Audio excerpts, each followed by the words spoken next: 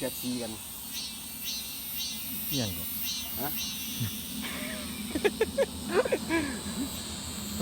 การทำงานมันลำท้องเรียกเขาลำโตมันคือยัง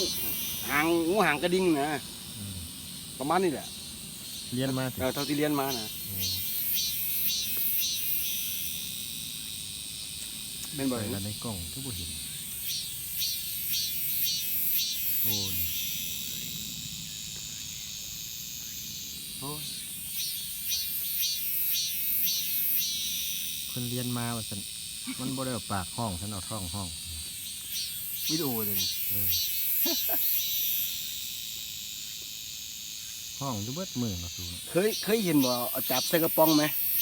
จับใส่กระป๋องนี่มันบ่ได้ว่าออกมาจากนี่เด้มันดิ้นตี้มันหนังแก๊กแก๊กกันเนาะแม่งอันนี่แหละพ่อมักเอามาตัวน้อยๆนะก็เลยไปศึกษามาเอาใส่กระป๋องเขานะกระป๋อง ไปเรียนศึกษาเกี่ยวกับแมงจักรจันทร์ห้องนี่ มันแล้วก็จะบอกว่า มันบ่ได้ห้องออกมาจากปากอะ หนักแล้ว นี่ๆไปแล้ว คืนนี้จัดหนักกว่า บ่คือว่าเอาไม้ไปเคียนเบิ่งบ่มันบ่ได้ห้องออกมาจากปากมันดิ้นมันก็เลยเกิดเสียงเข้าใจบ่ อีกตัวหนึงไปจับมาด้วย ที่ใส่ล่ะ โคนมัน โอ้บ่ย่าน เต็มเลยจักรจันทร์